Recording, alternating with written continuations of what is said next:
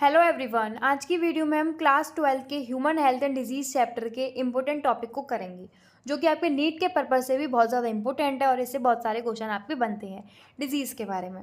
Disease की ऐसी condition होती है बॉडी की जिसमें जो बॉडी की नॉर्मल फंक्शनिंग होती है वो डिस्टर्ब हो जाती है और उसमें कुछ सिम्टम्स दिखाई देने लगते हैं और जो कि उसकी हेल्थ को अफेक्ट करती है।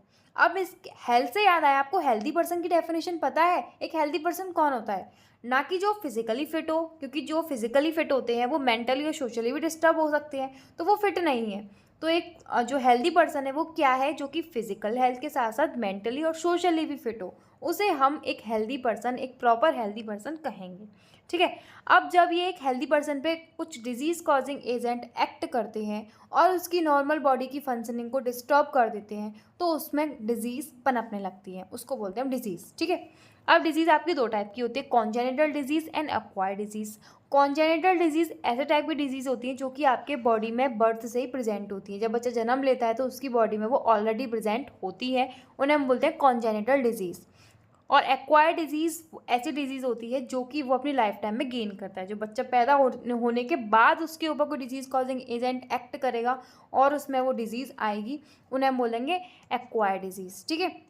एक्वायर्ड डिजीज़ भी आपकी दो टाइप की होती है, कम्युनिकेबल एंड नॉन कम्युनिकेबल। अब नाम से पता चल रहा है, कम्युनिकेबल मतलब आपकी जो एक पर्सन से दूसरे पर्सन में फैल सकती है। तो जो इन्फेक्टेड पर्सन होता है वो हेल्दी पर्सन में उसको स्प्रेड कर देता है डिजीज़ को, तो उसे बोलते हैं हम कम्युनिकेबल डिजीज़।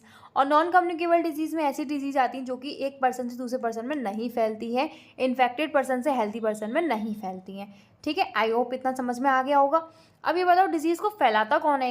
मतलब डिजीज़ को बनाता कौन है? बॉडी में कौन पैदा कर रहा है? कुछ डिजीज़ कॉजिंग एजेंट्स, और उसे बहुत सारे आते हैं। बैक्टीरिया आते हैं, वायरस आते हैं, फंगस आते हैं, हेलमिंथ आते हैं, प्रोटोजोआ आते हैं, काफ़ी सारे एजेंट्स होते हैं।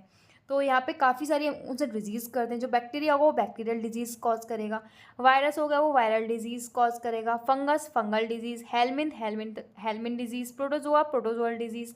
ठीक है। और एड्स जो होती है वो आपकी HIV वायरस के थ्रू होती है, human immuno deficiency virus.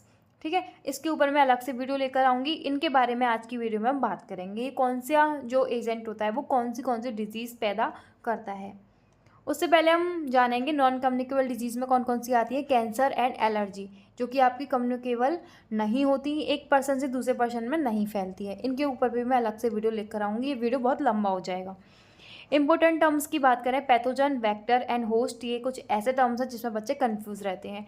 Pathogen, जैसा कि मैंने बताया, बहुत सारे डिजीज़ कॉजिंग एजेंट्स होते हैं, बैक्टीरिया, फंगस और आपका वायरस है, प्रोटोजोआ है, ये सारे डिजीज़ कॉजिंग एजेंट होते हैं, इन्हें हम बोलते हैं पैथोजन। ठीक है। वेक्टर, जो कि कैरियर होता है पैथोजन का, पैथोजन को लेके घूम रहा है, वो होगा वेक्टर। और जहाँ ये जो पैथोजन है वो रह रहे हैं और अपना नंबर है उसको बढ़ा रहे हैं, अपनी प्रोगेनी को बढ़ा रहे हैं, रिप्रोडक्शन कर रहे हैं, न्यूट्रिशन भी उनसे लेते हैं और अपनी प्रोगेनी को आगे भी बढ़ाते हैं, उन्हें हम बोलते हैं होस्ट। ठीक है। होस्ट की बॉडी पर रह गए पैथोजन अपना नंबर को बढ़ाते हैं। तो ये आपको समझ में आ गए होंगे। अब बात करते हैं बैक्टीरियल डिजीज़ की। इसमें दो टाइप की आती हैं जो कि बैक्टीरिया कॉज करते हैं, टाइफाइड एंड निमोनिया। अब इनको, यहाँ से आपको क्वेश्चन बनता है, इनको ध्यान से पढ़िएगा, यहाँ से इंपॉर्टेंट पार्ट आपका शुरू हो चुका है। टाइफाइड को आगे बढ़ाते हैं। सबसे पहले बात करेंगे CA और MOT की। CA मैंने जहाँ भी लिखा है वो है आपका पॉजिटिव एजेंट, CA की फुल फॉर्म है पॉजिटिव एजेंट, एंड MOT की फुल फॉर्म है मोड ऑफ ट्रांसमिशन। आप कंफ्यूज ना हो जाओ, इस वजह से मैंने पहले ही बता दिया है। अब हम टाइफाइड के पॉजिटिव एजेंट की बात करें तो वो होता है सैल्मोनेला टाइफाई। लोकेशन की बात करें तो ये स्मॉल इंटेस्टाइन को आपका सबसे पहले उस पर अटैक करता है। और जो आपका MOT, मोड ऑफ ट्रांसमिशन, आपका है contaminated food and water.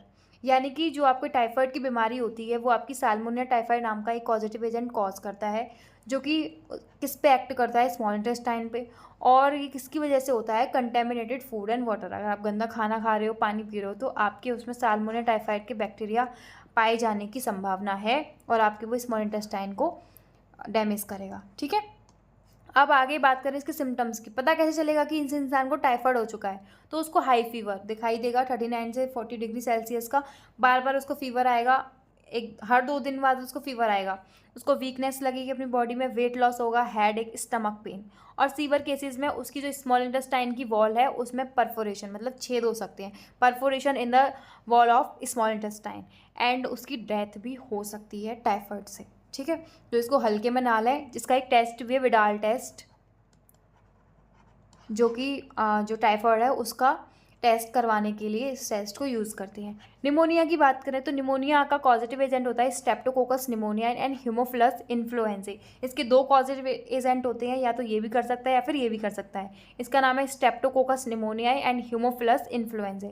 I know बहुत ज़्यादा टफ वर्ड्स हैं, बट याद हो जाएंगे बार बार अगर आप रिपीट करोगे तो। इसकी लोकेशन होती है एल्वोलाई, ये एल्वोलाई पर अटैक करते हैं। और मोड ऑफ ट्रांसमिशन होता है इन्फेक्टेड ड्रॉपलेट्स। ठीक है, मोड ऑफ ट्रांसमिशन क्या है? इन्फेक्टेड ड्रॉपलेट्स के थ्रू ये फैलता है। सिम्टम्स की बात करें तो fever, headache, breathing problem, coughing, chills. अब ब्रीथिंग प्रॉब्लम्स किसकी वजह से होती है? क्योंकि जो एल्वोलाई की बॉल होती है उनमें कुछ फ्लूइड फिल्ड हो जाता है, जिसकी वजह से वो ब्लॉक हो जाते हैं, तो उनमें एक्सचेंज नहीं हो पाता गैसेस का, तो इस वजह से ब्रीथिंग प्रॉब्लम होती है इस चीज़ में। ठीक है, निमोनिया के टाइम पे। और सीवियर केसेस में जो आपके लिप्स होते हैं और फिंगर्स होती हैं वो आपकी ग्रे से ब्लू हो जाती हैं, ग्रेइश टू ब्लूइश। ठीक है, तो ये बात ध्यान रखनी है। अब बात करते हैं वायरल डिजीज़ की। बैक्टीरियल डिजीज़ कर लिए, टाइफाइड एंड निमोनिया। अब बात करेंगे वायरल डिजीज़ की, जिसमें सिर्फ एक ही डिजीज़ आती है, कॉमन कोल्ड, जो कि हर किसी को अपनी लाइफ में एक ना एक बार तो हुआ होगा, एक बार से ज़्यादा बार हुआ होगा कॉमन कोल्ड। ठीक है, जो कि इसका पॉजिटिव एजेंट होता है राइनोवायरस। लोकेशन होती है अपर रेस्पिरेटरी ट्रैक्ट, जो रेस्पिरेटरी ट्रैक्ट होती है उसका ऊपर वाला हिस्सा। और जो मोड ऑफ ट्रांसमिशन जो इसका होता है वो सेम है, इन्फेक्टेड ड्रॉपलेट्स। इसके जो सिम्टम्स होते हैं सबको पता होगी, fever, headache, running nose, tiredness, coughing, sneezing. और ये यूजुअली आपके 3 से 7 डेज तक ही रहते हैं, इससे ज़्यादा नहीं रहते हैं कॉमन कोल्ड के। इससे ज़्यादा अगर है तो आपको कोई दिक्कत है, ज़्यादा बड़ी दिक्कत है, डॉक्टर को दिखाओ, हल्के में मत लो। ठीक है, हेलमेन डिजीज़ की बात करें तो इसमें आपकी दो आती हैं, एस्कैरिस एंड व्यूचेरियासिस। एस्कैरिस की बात करें तो इसका पॉजिटिव एजेंट होता है एस्कैरिस। लोकेशन होती है small intestine and mode of transmission होता है आपका eggs of parasite release to faeces. अब इसका मतलब क्या है? जो आपका कोई इन्फेक्टेड पर्सन है उसने उसका जो वेस्ट होगा, सॉलिड वेस्ट होगा। अब कहीं कहीं पे सीवेज वाटर को ना एग्रीकल्चर में यूज़ किया जाता है। अब वो क्या करेंगे, वो पानी जाएगा, उसको उसमें पैरासाइट्स के एग होंगे।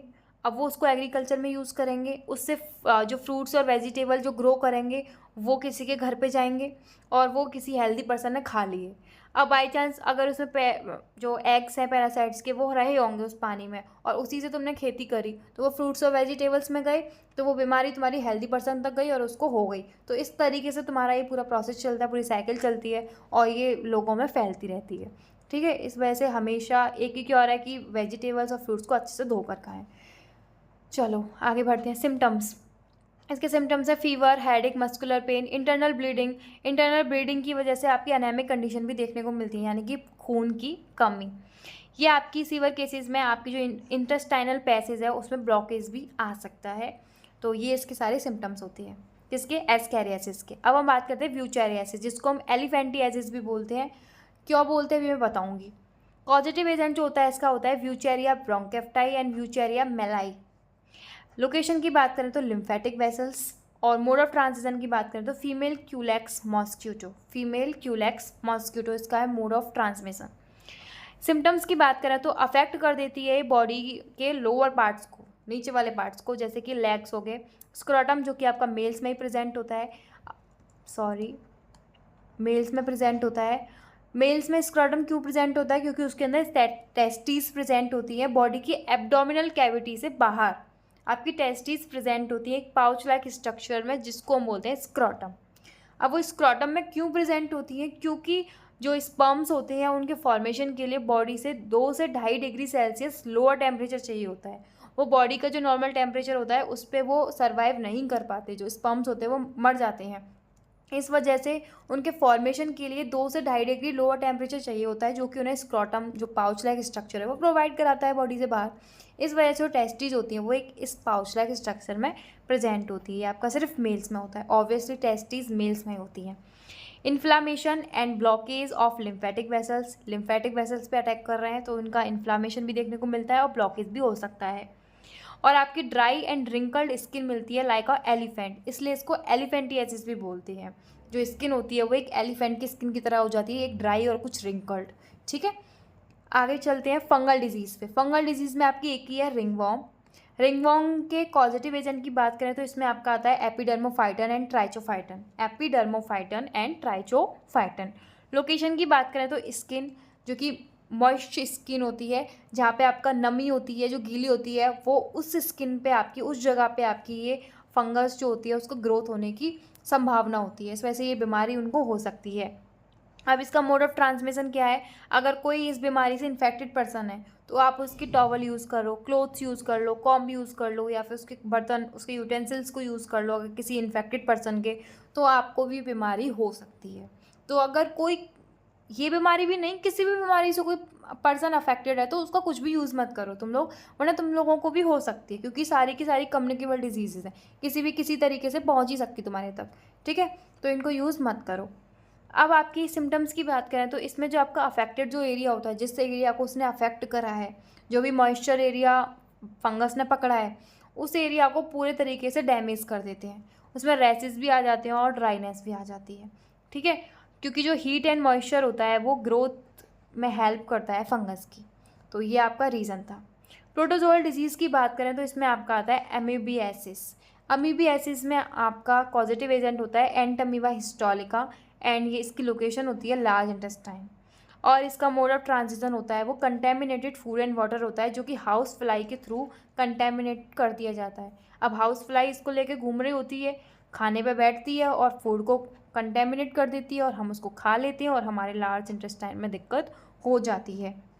सिम्टम्स क्या है, abdominal pain, cramps, constipation, stool with excessive mucus and blood clots. इसमें एब्डोमिनल पेन देखने को मिलता है, क्रैम्प्स देखने को मिलते हैं, कॉन्स्टिपेशन, और आपको जो सॉलिड वेस्ट होता है उसके साथ एक्सेसिव म्यूकस और ब्लड क्लॉट्स का निकलना, ये सारे इसके सिम्टम्स होते हैं।